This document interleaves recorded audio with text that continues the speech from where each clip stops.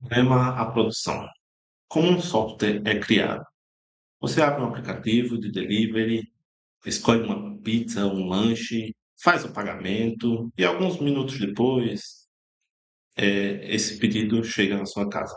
Parece simples, mas para esse botão funcionar, várias outras áreas precisaram trabalhar juntas. E tudo isso começa com um problema. Um software não deveria começar com alguém escolhendo uma linguagem de programação ou uma ferramenta que será utilizada. Ele deveria começar com um problema que vale a pena ser resolvido. No nosso exemplo, né, só queremos fazer um pedido, pedir uma comida, um lanche, sem precisar ligar para o restaurante. É aqui que entra produto.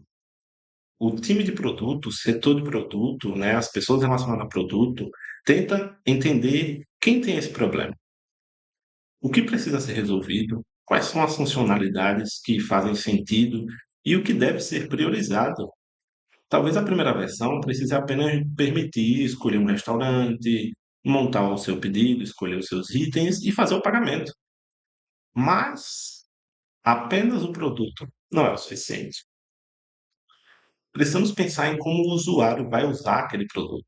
E para isso nós temos UX, UI, o UX Design, que é saber o que construir, não diz como a pessoa ou o usuário vai usar aquilo.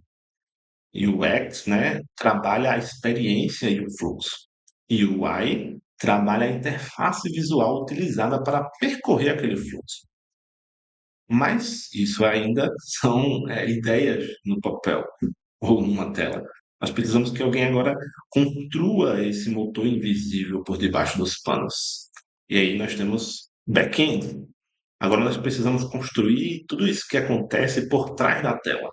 Autenticação, regras de negócio, pedidos, pagamentos, integrações com outros sistemas, armazenar tudo isso em um banco de dados. Esse é o papel, ou um dos papéis do back-end. Mas ainda não temos uma tela onde o usuário vai fazer de fato seu pedido. E para isso nós precisamos do front-end. Depois transformamos o fluxo, agora nós transformamos o fluxo desenhado em uma interface funcional. Então, o front-end ele recebe as interações do usuário, controla o estado da tela e conversa com os serviços lá do back-end. Bom, agora a gente só precisa garantir que qualidade do que está sendo entregue, né, e que o produto, no nosso caso, o nosso software, está de acordo com o que foi pensado antes de chegar na mão do usuário. E para isso nós precisamos da área de testes. Código escrito ele não significa um software pronto. Precisamos verificar comportamento, regras, integrações, levantamento de riscos. Então, os testes ajudam a produzir essa informação sobre a qualidade do produto.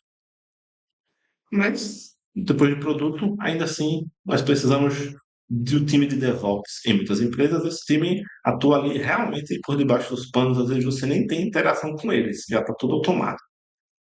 Então, a gente precisa que esse time transforme o código em uma aplicação disponível para os usuários de forma escalável e segura. Então, entra automação, CI, CD, ambientes, infraestrutura, tudo isso está ali com esse time, o time de DevOps. Bom, e aí, depois disso, a gente chega no mundo real, né? Como a gente costuma chamar, em produção.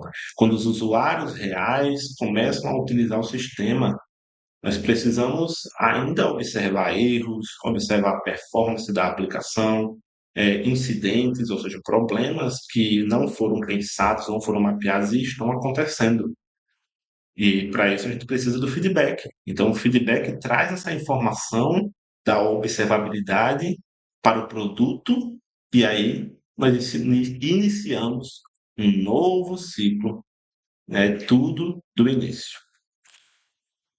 Então, o ciclo é esse: problema, produto, UX, UI, back-end, front-end, testes, DevOps, produção e feedback. Nos próximos vídeos, nós vamos entender cada etapa.